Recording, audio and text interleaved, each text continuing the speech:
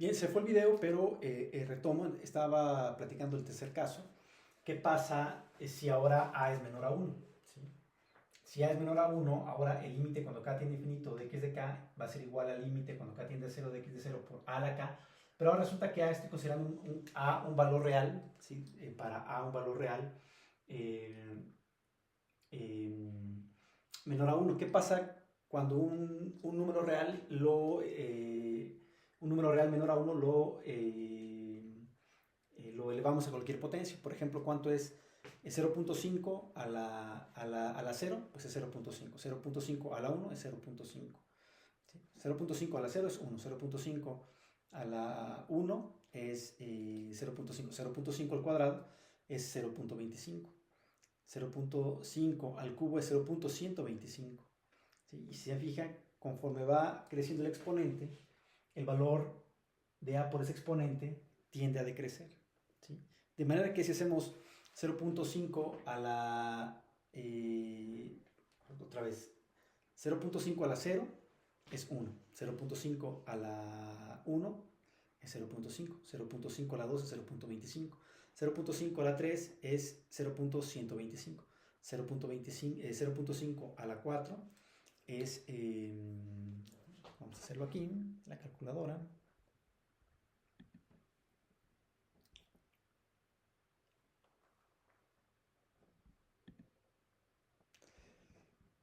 .5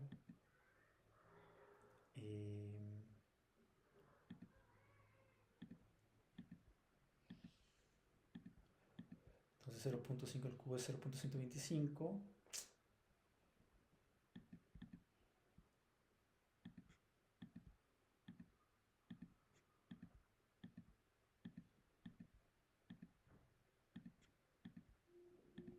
.0625. ¿Sí? Entonces creció todavía más, ¿no? Y si lo vamos a multiplicar por 0.5 es 0.03125, es decir, 0.5 a la quinta potencia es 0.03125. ¿Sí? Es decir, es un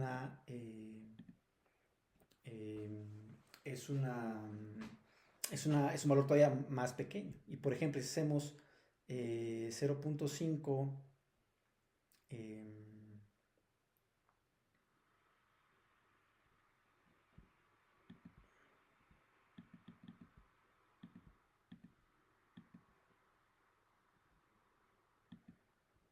a la 10,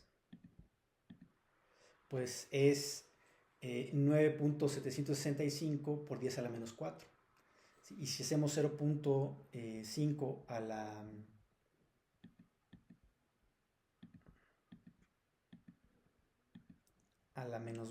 20,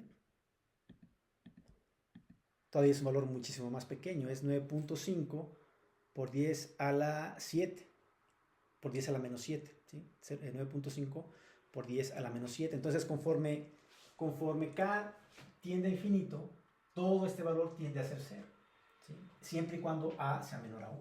¿Sí? Entonces, este límite, cuando k tiende a infinito, para a menor a 1, tiende a ser 0. ¿Sale? Ahora, el problema es que A puede ser un complejo, ¿no? O sea, el problema es que A no nada más es un real, A puede ser un valor complejo, ¿no? Y eso pasa para cualquier valor de A menor a 1. Pero ¿qué pasa, por ejemplo, si A, digamos, qué pasa si, por ejemplo, consideremos un A real pero también negativo? Es decir, ¿qué pasa si el valor absoluto de A es mayor a 1? Bueno, este valor absoluto x0 por a a la k para cualquier valor de a mayor de 1 y menor de menos 1 también va a tender a crecer. ¿Sí? Porque ¿qué pasa, por ejemplo, cuando a es igual a 2, por ejemplo? Claramente 2 al cuadrado va a ser 4, al cubo va a ser 8 y así sucesivamente, ¿no? Pero cuando A es menos 2 al cuadrado es 4, pero menos 2 al cubo es menos 8, pero menos 2 a la cuarta es 16, pero menos 2 a la quinta es menos 32. Y entonces vamos a ver que este valor va a crecer con valor positivo o con valor negativo, porque como estamos tomando el valor absoluto, entonces siempre su valor absoluto va a ser positivo y va a tender a más infinito. ¿Sí? Lo mismo pasa cuando el valor absoluto de A es igual a 1. Si el valor absoluto de A es igual a 1, ¿qué pasa cuando en lugar de tener 1 tenemos menos 1? Menos 1 a la 1 es menos 1, menos 1 al cuadrado es 1, menos 1 al cubo es menos 1, menos 1 a la cuarta es 1 y así sucesivamente, ¿no? Es decir, conforme k tiende a infinito, este valor puede tender hacia un valor negativo o un valor positivo más grande, pero como estamos tomando el valor absoluto, pues va a tomar el valor siempre de x0, ¿sí? Aunque lo multipliquemos por menos x0, cuando tomemos el valor absoluto, pues siempre va a ser x0. Y pasa lo mismo con este otro caso. Si tomamos el valor absoluto de A, ¿sí? Si tomamos el valor absoluto de A para A un real, otra vez, ¿qué pasa si en lugar de tener 0.5 tenemos menos 0.5? Bueno, menos 0.5 a la 1, pues va a ser menos 0.5. Menos 0.5 a la 2 va a ser 0.25. Menos 0.5 a la 3 va a ser menos 125. Pero siempre va a tender cada vez a un valor más pequeño. Por ejemplo, 0.5, perdón, menos 0.5.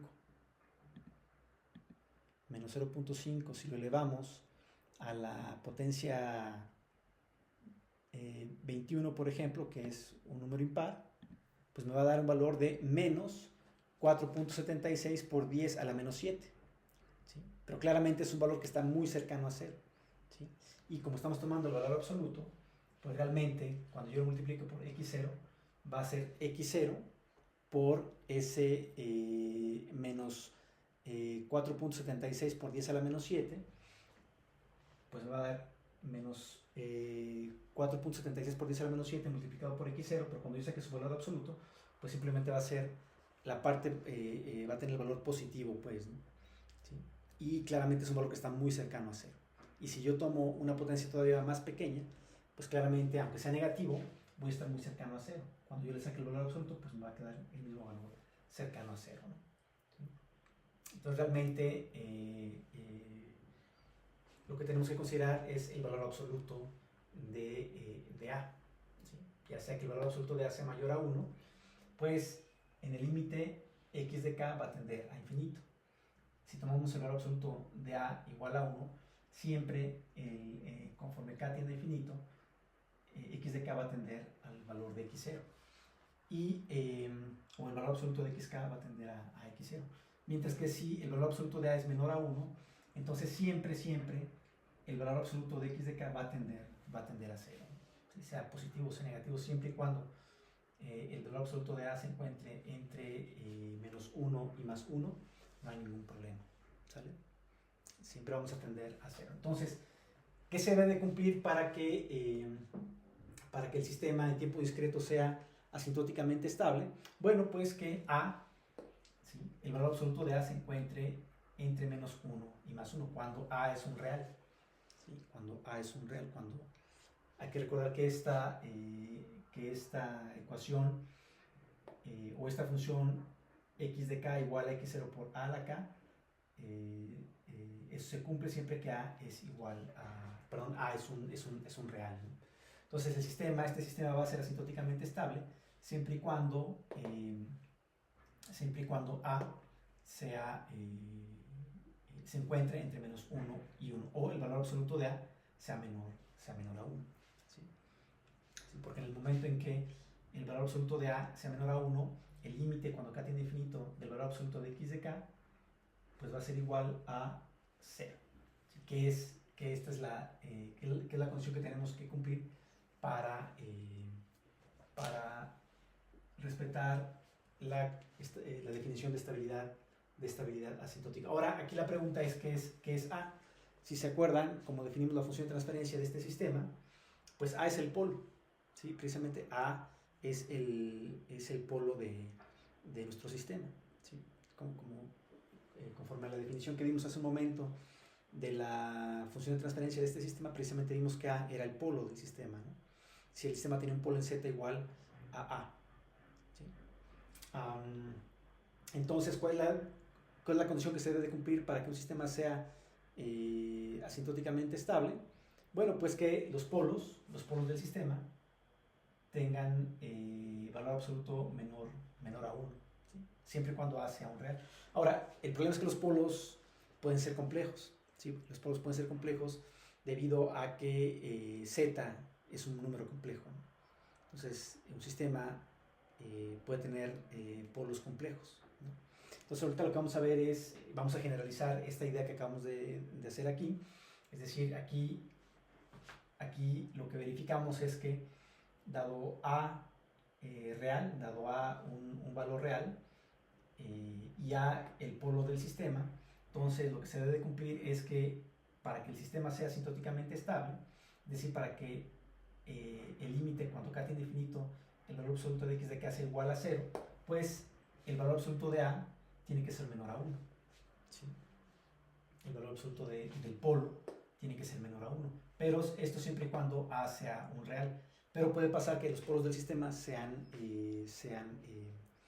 complejos, ¿no? Dado que Z es un complejo, pues los polos del sistema también pueden ser complejos. Entonces, ¿qué características deben de cumplir los polos del sistema, que pueden ser complejos, para que el sistema sea asintóticamente estable? Bueno, es lo que vamos a ver a continuación.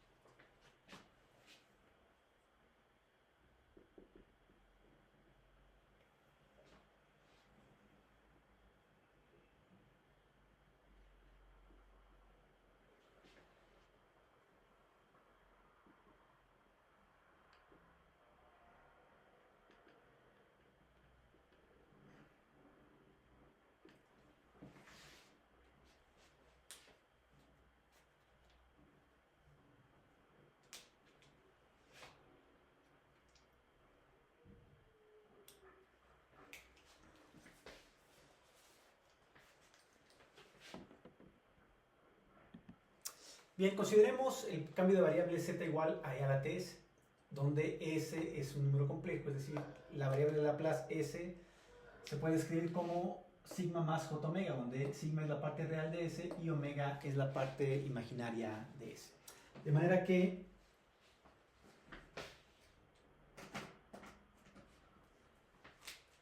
claramente z igual a e a la ts va a ser igual a e a la t, que multiplica a sigma más j omega, igual a e a la t sigma más jt omega, es decir, e a la t sigma por e a la jt omega. ¿Estamos de acuerdo? ¿Sí? Simplemente utilizando este cambio de variable, z la podemos describir como e a la t sigma por e a la jt omega, donde sigma es la parte real de s y omega es la parte imaginaria de s, y claramente t es el periodo de muestreo que usamos para discretizar nuestro sistema, un sistema en tiempo continuo. ¿Sale? Bien.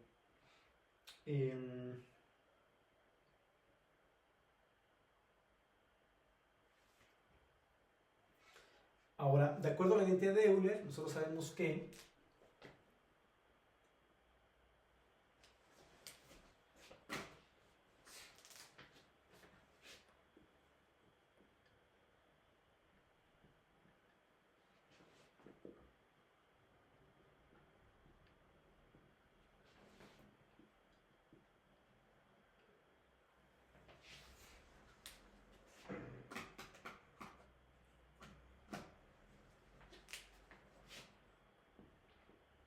E a la ts igual, o más bien, E a la T sigma más TJT omega, pues claramente va a ser igual a E a la T sigma, que multiplica al coseno de T omega, más, si es más, J veces el seno de T omega. ¿Estamos de acuerdo? Es decir, un exponencial elevado a un número complejo, si con parte real y con parte imaginaria, pues es el exponencial de la parte real que multiplica al coseno de la parte imaginaria más j veces el seno de la parte imaginaria. Y esa identidad, pues claramente se la debemos a Euler, ¿no? ¿Sí?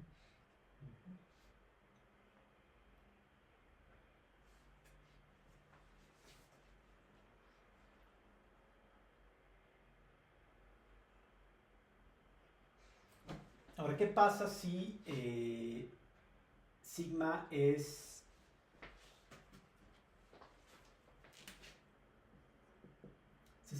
menor que 0? ¿Qué es lo que pasa? Para cualquier omega, ¿qué pasa si sigma es menor que 0? ¿Cuánto vale el exponencial de t a la de t sigma si sigma es menor que 0? ¿Sí?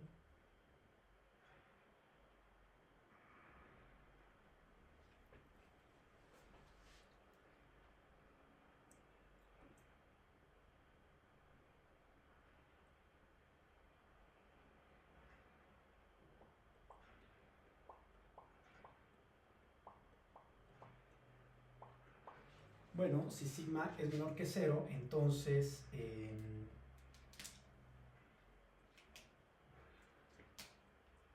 e a la t sigma que multiplica al coseno de t omega más j veces por el seno de t omega, ¿qué forma va a tener?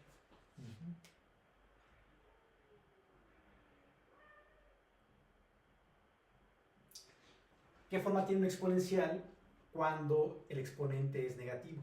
Cuando el argumento es negativo, sí, cuando el exponente de aquí es negativo. ¿Qué pasa con este exponencial? Bueno, verifiquemos primero qué pasa con la parte real. ¿Sí? Bien, si sigma es menor que 0, si este sigma es menor que 0, es decir, tiene signo negativo, entonces claramente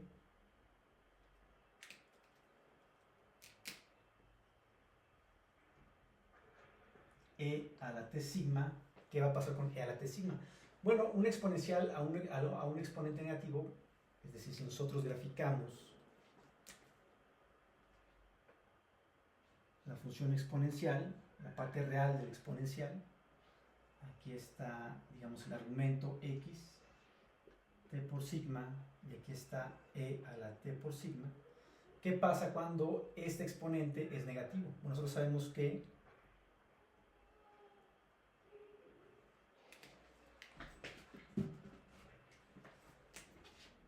este exponencial pasa por 1, ¿sí? Y tiende a negativo, pero cuando el argumento es menor a 0,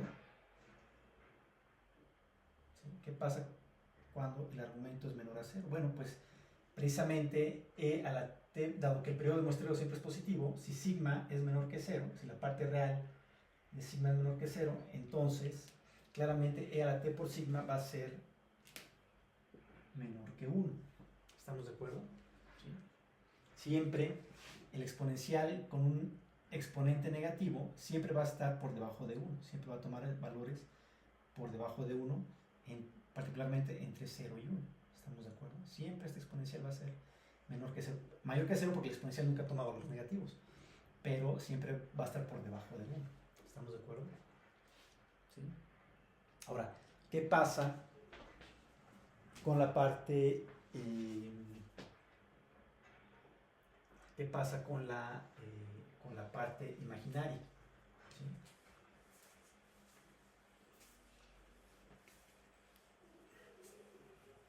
Bueno,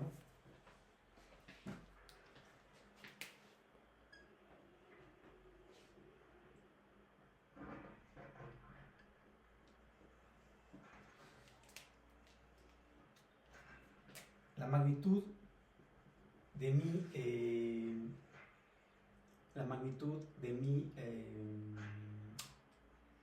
número complejo z claramente es igual a la magnitud de E a la T sigma más J por T omega. ¿Estamos de acuerdo? Y esta va a ser igual a la magnitud de E a la T sigma por E a la J T omega. ¿Estamos de acuerdo? ¿Y eso a qué es igual?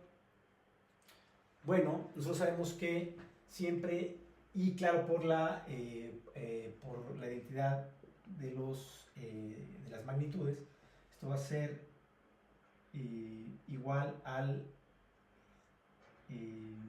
la magnitud de E a la T sigma, o va a ser igual al valor absoluto de E a la T sigma por el valor absoluto de E a la J T omega. ¿Sale? Ahora, ¿qué pasa? Ya sabemos que E a la T sigma siempre va a ser menor a 1, por lo tanto su valor absoluto siempre va a ser menor a 1. Sin embargo, ¿qué pasa con el valor absoluto o con la magnitud de E a la J T omega? Bueno, pues es la magnitud de este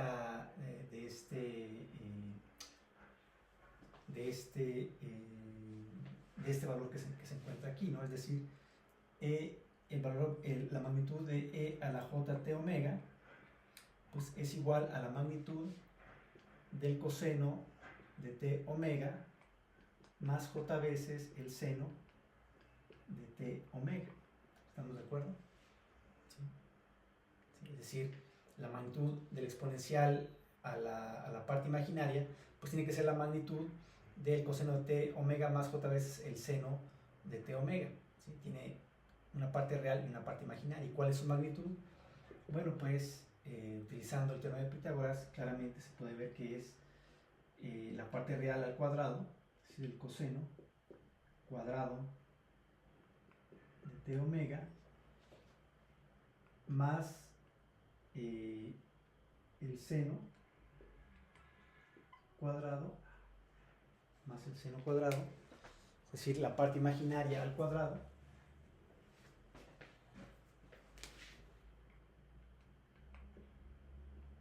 de T omega, y todo eso raíz cuadrada, ¿no? Y claramente el coseno cuadrado de T omega más el seno cuadrado de T omega es igual a 1, y la raíz cuadrada de 1 es igual a 1, por lo tanto la magnitud de la parte imaginaria siempre va a ser igual a 1, ¿sí? Por lo tanto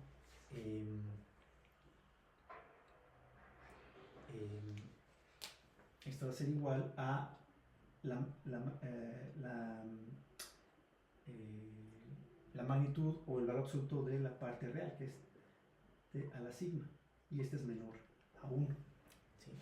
Dado que E a la T sigma siempre es menor a 1, cuando la parte real de S sea menor que 0, entonces el valor absoluto o la magnitud de E a la T sigma pues también va a ser menor a 1, por supuesto, pero siempre y cuando sigma sea menor que 0. ¿Estamos de acuerdo? Ahora, pero aquí la observación importante es que la región de estabilidad de los sistemas en tiempo continuo es el semiplano imaginario izquierdo, es decir, los valores de S cuando sigma o la parte real de S es menor que 0. Y precisamente esa región de estabilidad en el plano S se mapea a una región de estabilidad en Z cuando la magnitud de Z, ¿sí?, la magnitud del número complejo Z es menor que 1. ¿Sí? ¿Y cómo se mapea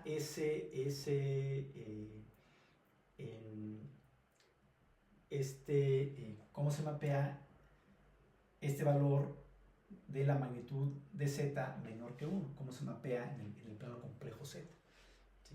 Bueno, lo que tiene que quedar claro es que la región de estabilidad de un sistema en tiempo continuo, que es el semiplano imaginario izquierdo, es decir, son los valores de S para los cuales la parte real es menor que 0, corresponde, de acuerdo a este cambio de variable, a la magnitud del complejo Z menor a 1. ¿Sí? ¿Cómo se mapea ese o cómo se grafica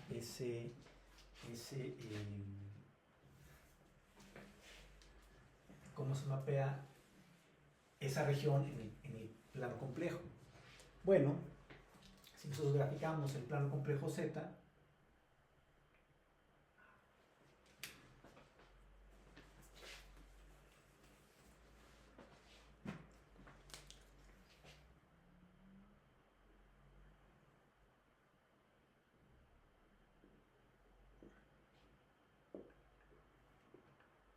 aquí tenemos el plano complejo Z.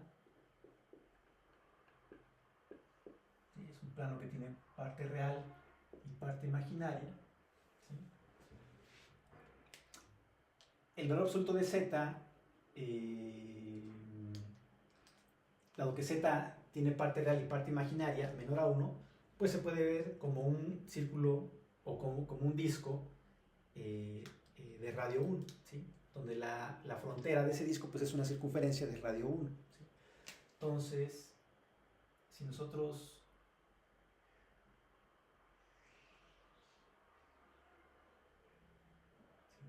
dibujamos una circunferencia con radio 1,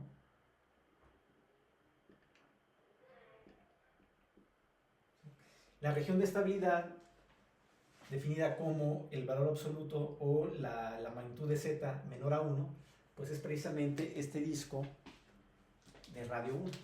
Esta es la región de estabilidad en el plano complejo Z.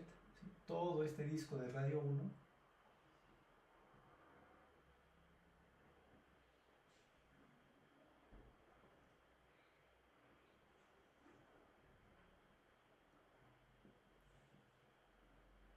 esta es la región de estabilidad de los sistemas en tiempo discreto. Es decir, ¿qué debe de cumplir un sistema lineal e invariante en el tiempo para decir que es un sistema asintóticamente estable?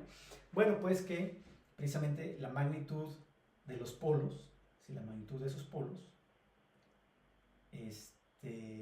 sea menor a 1. ¿Sí? Dado que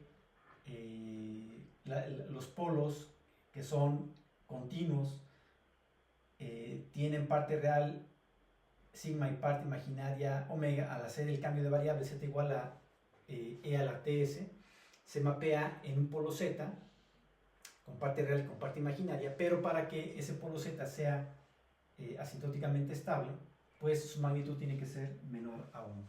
¿Sí? Entonces, si la región de estabilidad para sistemas en tiempo continuo es el semiplano imaginario izquierdo, es decir, son los valores de S para los cuales la parte real es menor que 0, esos polos en el plano S, esos polos de sistemas en tiempo continuo, se mapean en tiempo discreto utilizando el cambio de variable z igual a e a la ts, donde t es el periodo de muestreo usado para muestrear el sistema en tiempo continuo y generar un sistema en tiempo discreto, y lo que deben de cumplir los polos en tiempo discreto para asegurar que el sistema es asintóticamente estable, bueno, pues es que la magnitud de esos polos, la magnitud de los polos en tiempo discreto z tiene que ser menor a 1. ¿no? Nosotros ya lo verificamos cuando los polos son reales.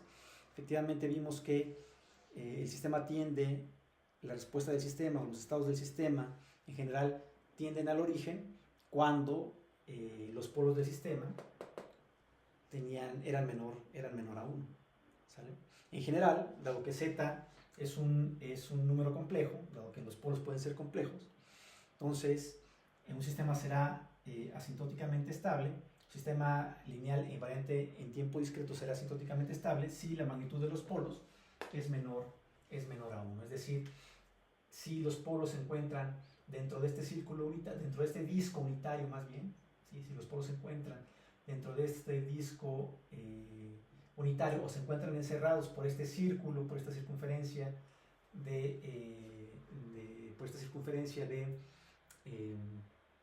de radio 1, entonces esos polos son asintóticamente estables y por lo tanto el sistema será asintóticamente estable. El sistema lineal e invariante en tiempo discreto será asintóticamente estable, ¿no? Entonces digamos que la región de estabilidad es este disco, ¿sí?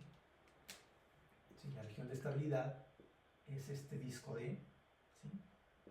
La región de estabilidad, mientras que su frontera, claramente su frontera, es la circunferencia de radio 1, ¿no? Es decir, el sistema será asintóticamente estable si nos encontramos adentro del disco. Si estamos en la frontera, si los polos se encuentran en la frontera, decimos que el sistema es marginalmente estable o marginalmente inestable. Si por el contrario los polos se encuentran fuera de ese disco unitario, entonces el sistema será inestable, ¿sí? Si al menos uno de los polos del sistema se encuentra por fuera de ese disco unitario, de ese disco de radio unitario, pues entonces el sistema será inestable, ¿sale?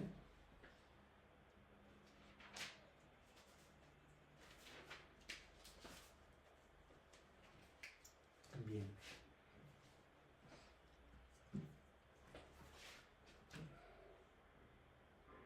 Entonces simplemente eso se obtiene del mapeo de la región de estabilidad en el plano S al plano Z, ¿no? Claramente, si la parte real de S es negativa, eso equivale a que la magnitud de los polos en Z sea menor a 1. ¿Sale? Entonces, si nos encontramos dentro del disco unitario, ¿sí? Si estamos en el círculo unitario, entonces claramente nos encontramos en una región de estabilidad, el sistema va a ser asintóticamente estable. Si estamos en la frontera, pues el sistema va a ser marginalmente estable, y si nos encontramos fuera de ese disco de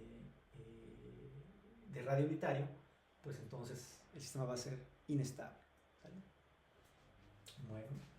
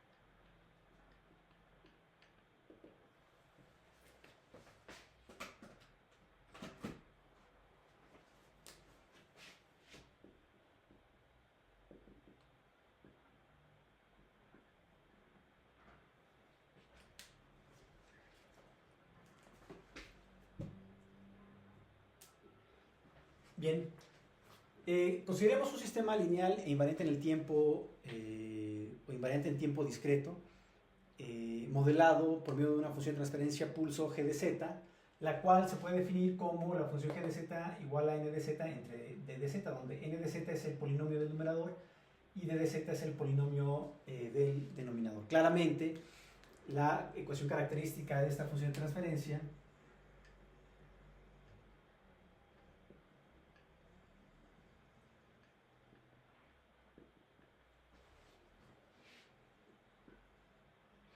claramente la ecuación característica de este sistema pues, es el polinomio característico de dz igualado a 0, ¿no?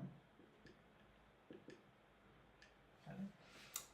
Y esa ecuación característica nos permite calcular los polos del sistema, porque sabemos que los polos del sistema son las raíces de esa ecuación característica, ¿no? Entonces,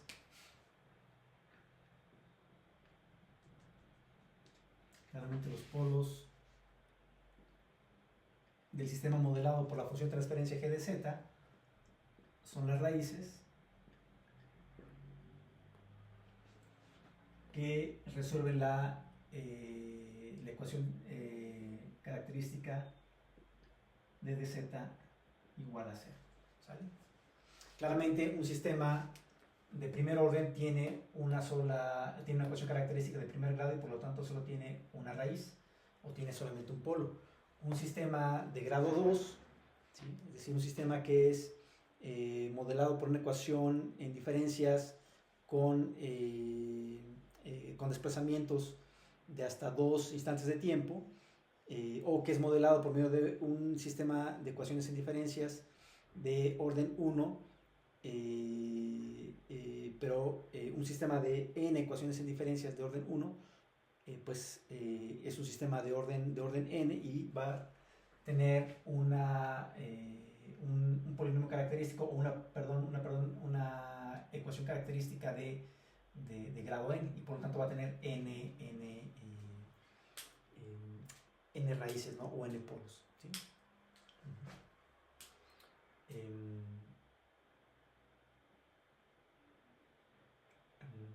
Bueno, aquí empecé creo que de una ecuación en diferencias de orden 2 y lo terminé en n, ¿no? Bueno, más bien una ecuación, un sistema, digamos un sistema de orden 1 es un sistema que es modelado por medio de una ecuación en diferencias de orden 1, es decir, una ecuación en diferencias que tiene un desplazamiento de orden 1 en el tiempo y por lo tanto va a tener una ecuación característica de grado 1 y por lo tanto va a tener un polo, ¿no?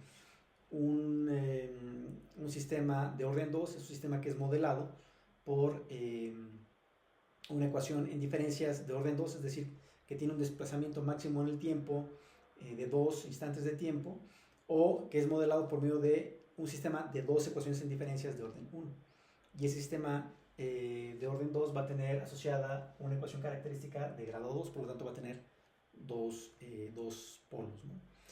Un sistema de orden 3 es un sistema que es modelado por una ecuación en diferencias de orden 3, es decir, la ecuación de diferencias incluye un término máximo de 3 desplazamientos en el tiempo, o es modelado por un sistema de 3 ecuaciones en diferencias de orden 1. Entonces tiene asociado una ecuación característica de grado 3 y por lo tanto tiene 3 polos. Así que en general un sistema lineal invariante en tiempo discreto es modelado por una ecuación en diferencias de orden n, es decir, una ecuación de diferencias cuyo máximo desplazamiento en el tiempo es de n instantes de tiempo, o es modelado por un sistema de n ecuaciones en diferencias de orden 1.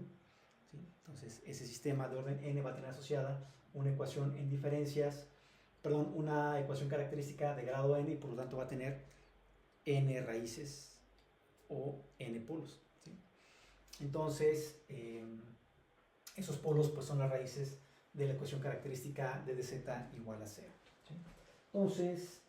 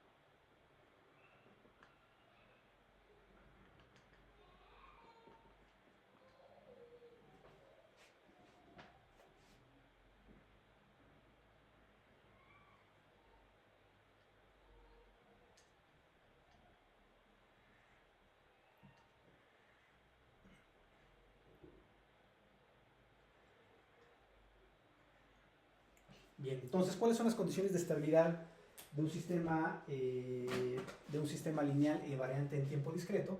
Bueno, para ZI, los polos de G de Z, es decir, las n raíces de la ecuación característica de dz igual a 0, pues el sistema será asintóticamente estable. Si el sistema lineal y variante en tiempo discreto será asintóticamente estable si, solo si, todos los polos ZI del sistema tienen magnitud menor a 1. ¿Sí? Es decir, todos los ZI para i igual a 1, 2, 3, 4, así hasta n, tienen magnitud menor a 1. Es decir, los n polos del sistema se encuentran en el círculo unitario. Se encuentran colocados dentro de nuestro disco de radio 1. ¿Sale? Si por el contrario hay al menos un polo, bueno, de hecho hay un polo que tenga magnitud exactamente igual a 1, si con un solo polo que tenga magnitud exactamente igual a 1, vamos a decir que el sistema es estable marginalmente. ¿Sí? El sistema es estable o inestable marginalmente, ¿no? Dependiendo de cómo sea su comportamiento dinámico.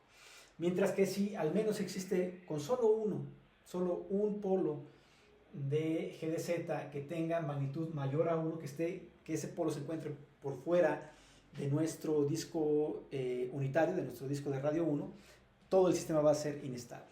¿Sí? Todo el sistema es inestable. Con solo uno, que exista un solo polo que se encuentre fuera de nuestro disco unitario, de nuestro disco de radio 1, entonces todo el sistema va a ser inestable. ¿Sale? Lo mismo pasa con la condición de estabilidad marginal. Con un solo polo que se encuentre en la frontera de nuestro disco, que se encuentre en nuestra circunferencia de radio 1, ¿sí? Si nos encontramos en la frontera de la región de estabilidad, entonces el sistema decimos que es marginalmente inestable. ¿Sí? El sistema va a ser marginalmente inestable. ¿Sí? Muy bien. Pues estas son las condiciones de estabilidad para sistemas en tiempo discreto. El sistema será asintóticamente estable si los polos se encuentran dentro del disco unitario. Todos los polos tienen que estar dentro del disco unitario. Si nos encontramos en la frontera, si hay un polo que se encuentra en la frontera, el sistema será marginalmente inestable o marginalmente estable.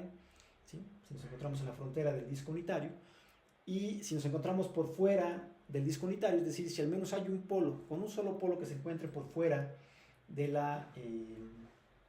disco unitario, de la región de estabilidad, todo el sistema será inestable. ¿Sale? Muy bien. Bueno, pues como ejemplos, calculen los polos del modelo en tiempo discreto del tanque y los polos del modelo en tiempo discreto del sistema masa resorte amortiguador y verifiquen cómo es la magnitud de esos polos. ¿Sí? Háganlo, por ejemplo,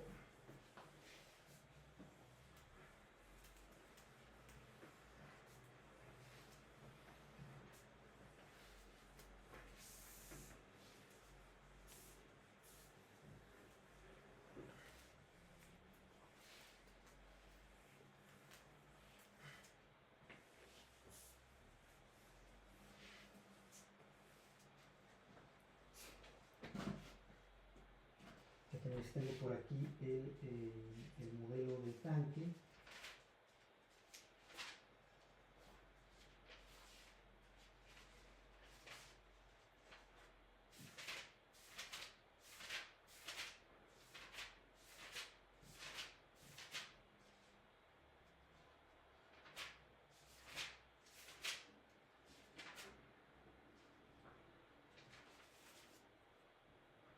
Aquí está. ¿Sí? Por ejemplo,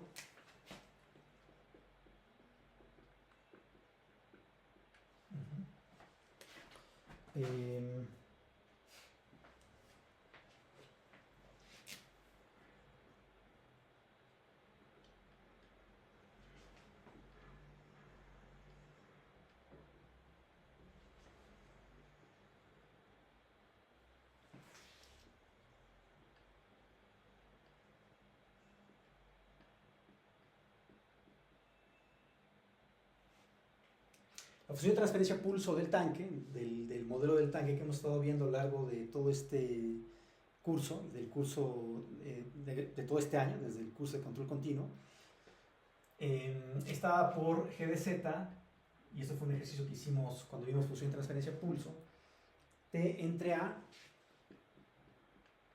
todo esto entre Z menos 1 entre T entre AR. Esa es la función de transferencia pulso de nuestro tanque, ¿no? Entonces consideremos los parámetros que hemos estado utilizando en clase. Me parece que, bueno, en las prácticas y en la clase. Si consideramos A igual a, bueno, R igual a 1 y A igual a pi R cuadrado, por lo tanto A va a ser igual a pi. ¿Sí? Mientras que la resistencia creo que la habíamos considerado en 1.5. ¿Sí? Y consideramos un periodo de muestreo igual a 1, ¿no? A un segundo, ¿no? Entonces si consideramos estos parámetros, A igual a pi, R igual a 1.5 y T igual a 1, entonces G de Z va a ser igual a 1 entre A, va a ser 1 entre pi, todo esto entre Z por 1 menos 1 entre pi por 3 medios, ¿no? Pi por 3 medios, es decir, 1.5 es 3 medios, ¿no? Esto va a ser igual a 1 entre pi, todo esto entre Z menos, me equivoqué, menos 1 menos 2 entre 3 pi. ¿Sale? Entonces, claramente la ecuación característica de esta función de transferencia es Z menos 1 menos 2 entre 3 pi igual a 0. Por lo tanto, el polo es Z igual a 1 menos 2 entre 3 pi. ¿Sale? Ahí lo que hay que verificar es qué valor tiene 1 entre 2, 1 menos 2 entre 3 veces pi, para saber si ese polo está dentro de nuestro círculo unitario, dentro de nuestro disco unitario, o no se encuentra. Déjenme hacer esa operación rápida aquí en la calculadora.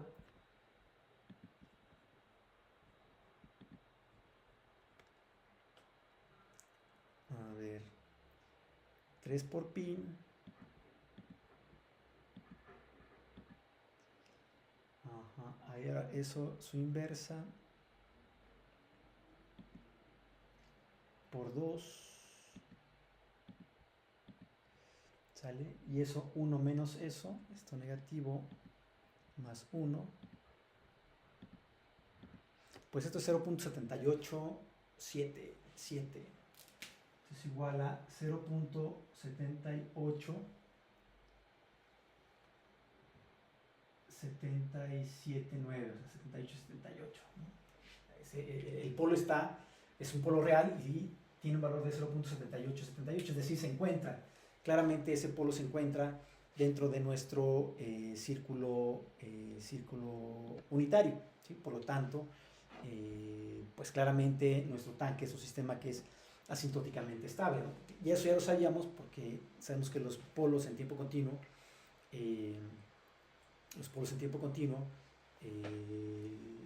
tienen parte real negativa. Entonces claramente eso nos lleva a un polo en tiempo discreto que también se encuentra en la región de estabilidad, ¿no? Es decir, es un polo con magnitud menor a 1, ¿no? 0.7878. Entonces claramente nuestro polo se encuentra dentro de nuestro círculo unitario y por lo tanto el sistema es asintóticamente estable, ¿no? ¿Sí? Pero no todo es tan bonito como parece. Claramente, ¿qué puede modificar la estabilidad del sistema? T. aquí estábamos utilizando un periodo de muestreo igual a 1 segundo. ¿Qué pasa si en lugar de utilizar un periodo de muestreo de 1 segundo, utilizamos un periodo de muestreo de 0.1? Que esto es 1 entre 10. ¿Sí? Entonces ahora nuestra función de transferencia no sería, esa sería 1 entre 10 veces pi, ¿sí? Entre 1 entre 10 veces pi por 3 medios, sería 1 entre 10 veces pi por z menos 1 menos 2 entre 30 veces pi. ¿Sí? 30 veces pi. Entonces ahora el polo no estaría en 0.78, estaría en, ahora sería, nuestro polo sería solución de la ecuación característica z menos 1 menos 2 entre 30 pi, ¿sale? Igual a 0. Y por lo tanto el polo estaría en z igual a 1 menos 2 entre 30 pi, y eso sería igual a, eso claramente también va a estar en nuestro círculo unitario, porque esto 2 entre 30 pi va a ser algo muy, muy pequeño, ¿sí? Entonces 30 por pi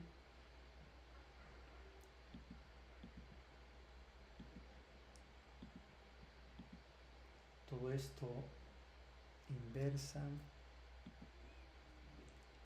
por 2 es igual, y ese valor negativo se lo sumamos a 1. Recuerden ir haciendo el ejercicio para que ustedes vayan checando que mis cálculos sean correctos, y si no son correctos pues claramente me corrigen, ¿no? Entonces, según la calculadora, este polo se encuentra en 0.9788. Entonces, ese polo se encuentra mucho más cercano de la frontera, pero aún así se encuentra en el disco, dentro del disco unitario. Por lo tanto, este polo sigue siendo estable, ¿no? Entonces, este polo sigue siendo, la magnitud de este polo sigue siendo menor a 1, y por lo tanto nos encontramos dentro del disco unitario, dentro de la región de estabilidad, y por lo tanto el sistema sigue siendo asintóticamente estable. Eso no hay ningún problema. Cuando utilizamos un periodo de muestreo de 0.1, claramente el sistema sigue siendo asintóticamente estable, no hay ningún problema. El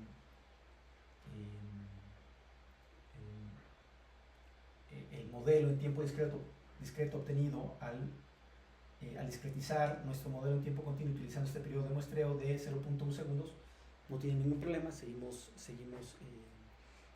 teniendo un sistema que es asintóticamente estable. Sin embargo, ¿qué pasa si ahora utilizamos un periodo de muestreo de 10 segundos? Periodo de muestreo de 10. ¿Sí? Entonces, ahora mi función de transferencia no va a ser 1 entre 10 pi, va a ser 10 entre pi, ¿no?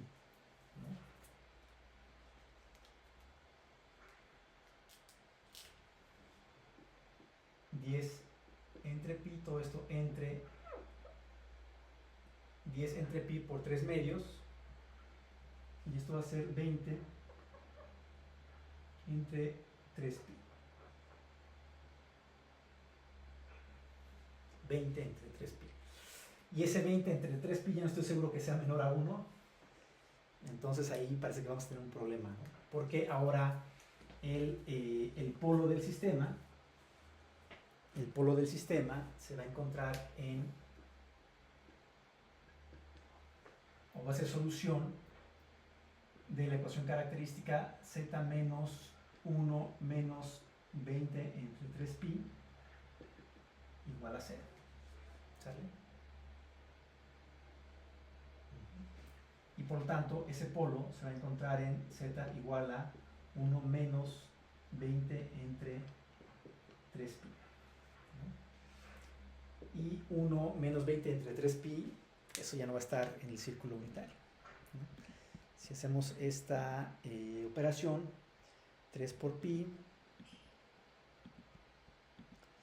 inversa, y lo multiplicamos por 20,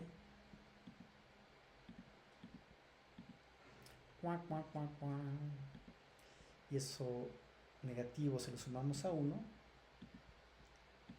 Pues resulta que ahora el polo se va a encontrar en menos 1.12. Va a estar en menos 1.12. Y claramente la magnitud de este polo pues es 1.12. Ya no se encuentra en el disco unitario. Claramente este polo que se encuentra en menos 1.12 no se encuentra en el disco unitario, ¿no? Se encuentra fuera del disco unitario. Es decir, si nosotros graficamos nuestro disco unitario, claramente su magnitud es mayor que 1. Si nosotros graficamos nuestro disco unitario, claramente este es un polo con parte real nada más, la parte real de z. Esta es la parte imaginaria de z. Si nuestro polo, perdón, si nuestro disco unitario es este, si este es nuestro disco unitario, es decir, es un disco con radio igual a 1, claramente este polo z igual a menos 1.12, pues claramente se encuentra por acá. ¿Están de acuerdo conmigo? Solamente tiene parte real, no tiene parte imaginaria, pues claramente se encuentra por acá. ¿Están de acuerdo? Ahí está ese polo. ¿Sí? Claramente está fuera del disco con radio 1, ¿no? Está por fuera de ese disco y por lo tanto este sistema con función de transferencia dada por 10 entre pi entre z menos 1 menos 20 entre 3 pi no es un sistema asintóticamente estable. Es el mismo tanque, claramente es el mismo tanque. Sin embargo, utilizamos un periodo de muestreo de 10 segundos para discretizar ese modelo, el modelo en tiempo continuo, para generar un modelo en tiempo discreto. ¿Sí? Y claramente este periodo de muestreo nos lleva a un sistema que es asintóticamente inestable. Seguramente es un periodo que no cumple con un periodo de muestreo que no cumple con el teorema de muestreo, que no cumple, que es un periodo de muestreo que no nos permite a partir de del sistema discretizado, de la señal de respuesta del sistema discretizado, obtener la señal original, pues, ¿no? Sí, la señal de respuesta original en tiempo continuo, ¿no? Claramente este periodo de muestreo, al obtener un modelo en tiempo discreto con un polo fuera de nuestro disco unitario, con centro en el origen, nos está diciendo que este modelo pertenece a un sistema que no es asintóticamente estable, que es inestable, ¿no? Y entonces eso seguramente se debe a no seguramente se debe a que estamos utilizando un periodo de muestreo T que no cumple con el teorema de muestreo, ¿no? Que no nos permite reconstruir la respuesta del sistema original cuando discretizamos el sistema, pues cuando discretizamos el modelo del sistema, ¿no? Entonces esto lo que nos dice es que hay que tener mucho cuidado con el periodo de muestreo que utilizamos para discretizar nuestro modelo, ¿no? ¿Sí? Claramente un periodo de muestreo muy grande nos va a llevar a un sistema en tiempo discreto inestable. Mientras más cercano esté el periodo de muestreo a cero, en el límite cuando t tiende a cero, claramente vamos a tener un modelo en tiempo discreto mucho más parecido al modelo en tiempo continuo, ¿no? ¿Sí? Y por lo tanto la región de estabilidad del sistema en tiempo continuo va a mapear muy bien a la región de estabilidad en tiempo discreto. ¿Sale? Entonces el periodo de muestreo pues sí cumple si es un parámetro importante a la hora de obtener nuestros modelos en tiempo discreto, cuando partimos de un sistema en tiempo continuo, por supuesto. ¿Sale? Entonces, de tarea, calculen los polos del sistema masa-resorte amortiguador y analicen en qué condiciones el modelo en tiempo discreto es asintóticamente estable y en qué condiciones es inestable. ¿Sale? Hagan el mismo análisis, cambien el periodo de muestreo y vean qué pasa cuando su periodo de muestreo es muy pequeño, cuando es muy grande, para ver si, recuerden que el sistema masa-resorte amortiguador es asintóticamente estable en tiempo continuo, pero claramente en tiempo discreto será asintóticamente estable si se muestrea de manera correcta, ¿no? Si este periodo de muestreo es seleccionado de manera correcta, ¿no? Es seleccionado tal que cumpla con el teorema de muestreo, ¿no? ¿Sí? Pero entonces calculen los polos del sistema, vean qué pasa con esos polos si se encuentran dentro de este disco unitario, ¿sí? Con centro en el origen, y dependiendo del periodo de muestreo que usen para discretizar ese modelo, ¿no? Hagan un análisis de qué valores deben de tener estos periodos de muestreo para que el modelo en tiempo discreto también corresponda a un sistema asintóticamente estable, ¿no? ¿En qué condiciones del periodo de muestreo o en qué condiciones del periodo de muestreo el sistema en tiempo discreto se vuelve inestable, ¿no? Es decir, el modelo en tiempo discreto no va a describir correctamente las dinámicas del sistema en tiempo continuo, ¿no? Entonces hagan ese ejercicio, calculen los polos del sistema para un sistema subamortiguado, porque en el sistema subamortiguado van a tener polos con parte real y con parte imaginaria, y pues hagan una discusión, ¿no? Sobre qué pasa con esos polos, ¿no? En qué condiciones del periodo de muestreo esos polos van a estar dentro del círculo unitario y en qué condiciones se van a encontrar fuera del círculo unitario, ¿no? Entonces, si quieren, eso discutimos la próxima clase y el lunes próximo, y agreguen ese ejercicio a su carpeta de evidencias, ¿vale? Bueno, pues aquí le dejamos y nos conectamos la próxima clase.